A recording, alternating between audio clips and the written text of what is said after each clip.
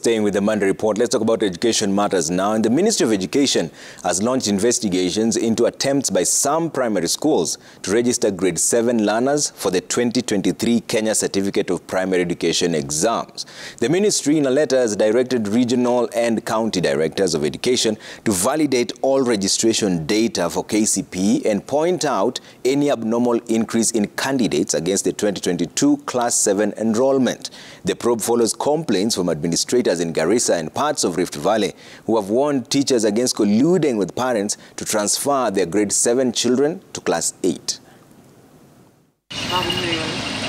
It is in Garissa County where the first alarm concerning the rising cases of teachers colluding with parents to assist grade 7 learners to join Class 8 was raised by the area Deputy County Commissioner Solomon Chesut. Chesut said there were notorious primary schools in the area which had been singled out and that they had shared the information with education officials to take disciplinary action.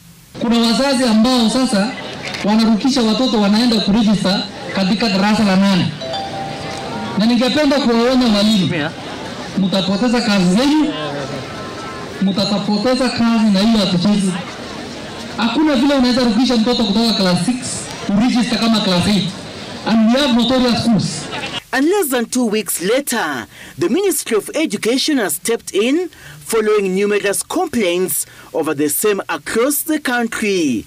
In a letter sent to regional and county directors of education and signed by Education Principal Secretary Bello Kipsang, the ministry says there have been attempts by some primary schools in collusion with parents to register grade 7 learners for 2023 KCPE. Kipsang says the illegality involves falsification of school records, falsification of birth records, and biodata of grade 7 learners, attempts to change or obtain new birth certificates by parents to aid in malpractice, generation of new unique personal identifier for continuing learners, presenting grade 7 students as Class 8 candidates, and facilitating transfers of grade 7 learners into other schools and presenting them as Class 8 transfers.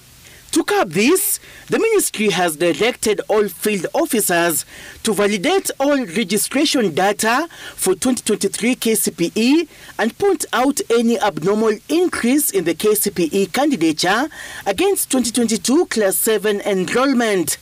The officers are to liaise with the State Department for Citizen Services on issues of birth certificate issuance that they deem abnormal. Kipsang says any school found to engage in the malpractice must be reported for action to be taken by the ministry. Request your parents to do what? The probe by the government comes at a time when there have been jitters over the preparation in public junior secondary schools.